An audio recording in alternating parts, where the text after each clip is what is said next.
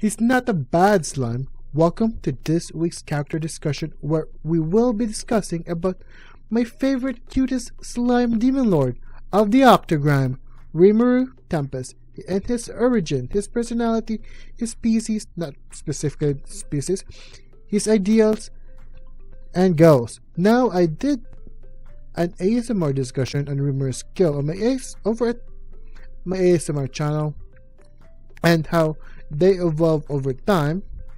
So I won't be discussing Rimuru's OP skills.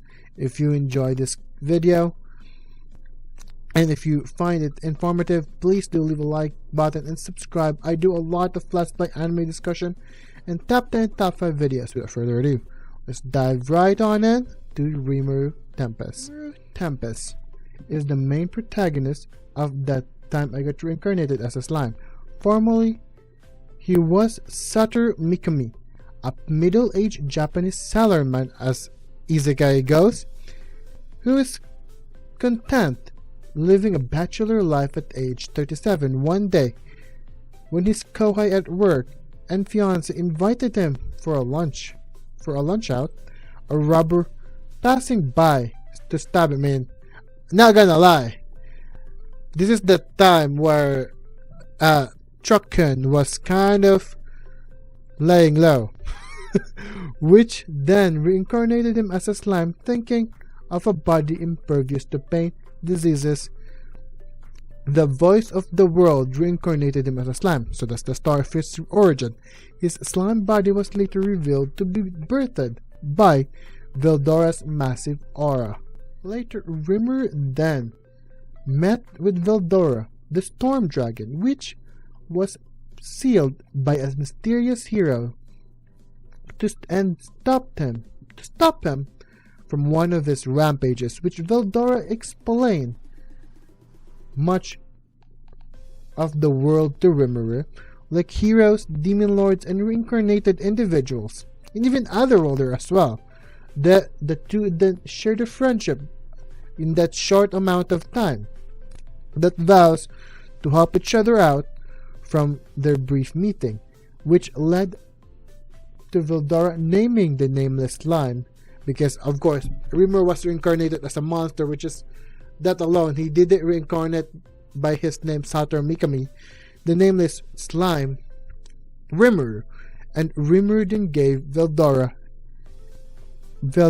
and him a shared name, a family name as human standards go, which strengthened their connection, and that would be Tempest. Thus, Rimuru Tempest and Veldora Tempest was reborn. Their connection was strengthened due to that little naming convention, because naming apparently evolved or strengthened a monster or even a skill, in fact, and even their bonds as well. So the fact that Rimuru gave that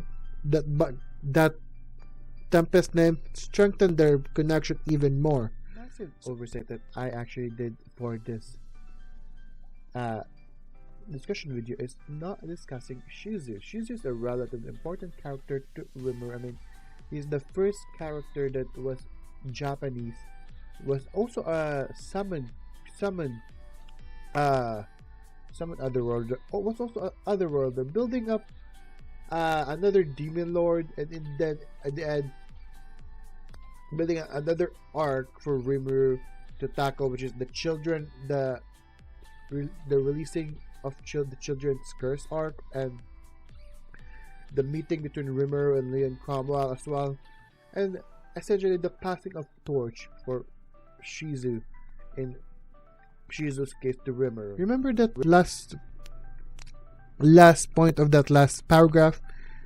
Naming monsters, skills, and even naming bonds can strengthen everything in terms of monster relations. Well, that's gonna bite Rimuru in the ass. Isn't that right? Rimuru then encountered a goblin that was under attack by some dire wolves. The dire wolves that originated from the eastern continent migrated with the hopes of conquering the Jura Forest, which then their first target was the goblin village. Rimuru then helped the goblins from helping the injured, building a fence to defend from the wolves, and even defeating the direwolves leader, which led Rimuru leading a goblin village, the humble beginning of what would later become the strongest and most influential race or country in the world of Tensor. I mean, he started off by naming the goblins and the son of the direwolves, which then the direwolves evolve group by group into Tempest wolves with Ranga as the leader, and then the goblins each evolve into hobgoblins by giving them names as well. So you know how this will slowly progress into Rimuru giving names and evolving a lot more monsters, intelligent monsters, and just breaking the power scaling in the world, so creating chaos essentially. Let's discuss the most prominent elephant in the room for Rimuru. It's naming the monsters that serves him. I mean,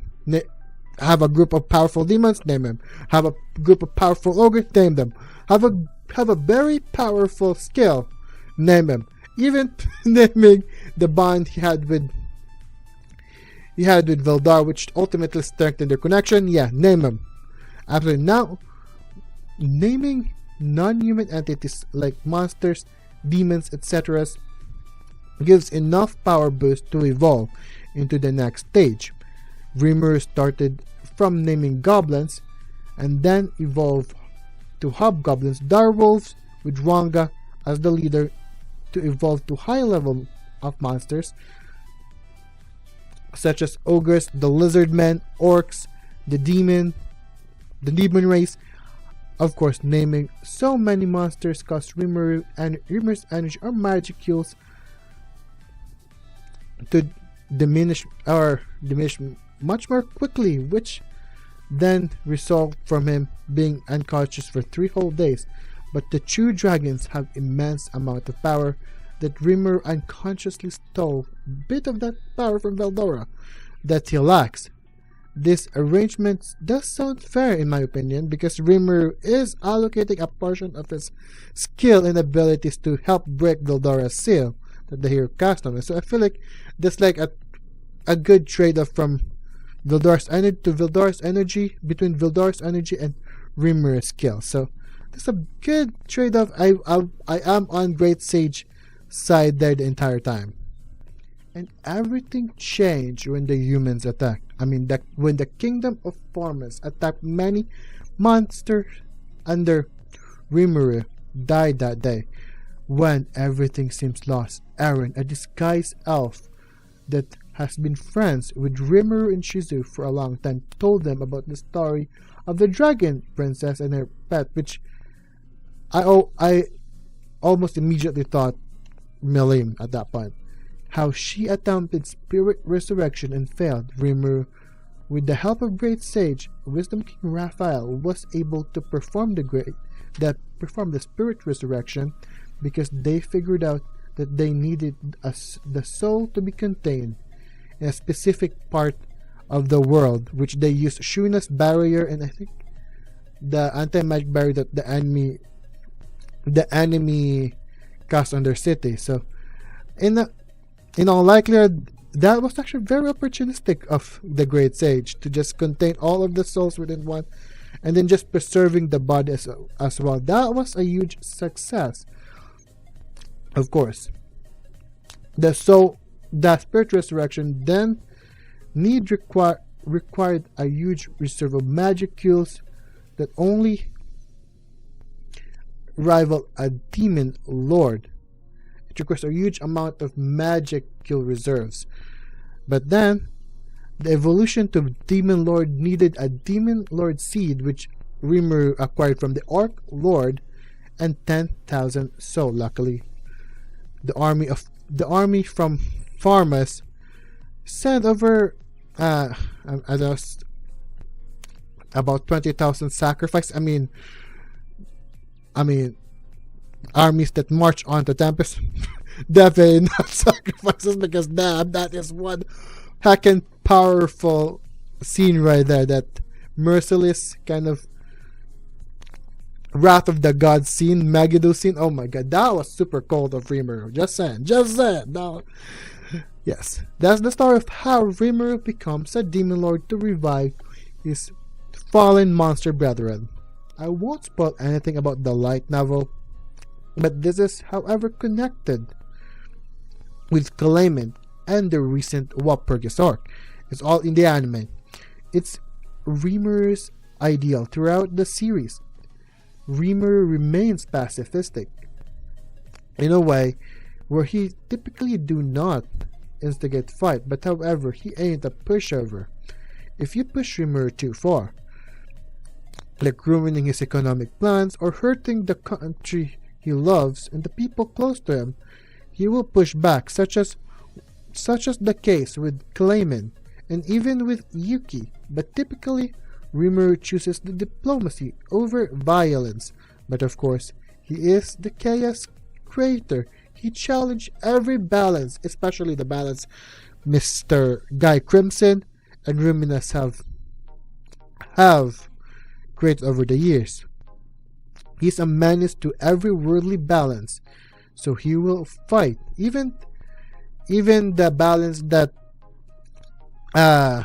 Rudra created over later on in the manga as well. Later on in the light novel, he will challenge it all and fight, and he continues to challenge everything by just naming demons, of course, by just giving names to monsters, and even his kill, which is Menace, from formerly known as Raphael. So, what are his goals for the future? Rimuru's goals and motivation for the future is to create a country, a dystopian country where his allies, friends, comrades, subordinates, and even himself can live in peace and in leisure without being looked down upon by humans, since humans have always looked down upon demi-humans and monsters.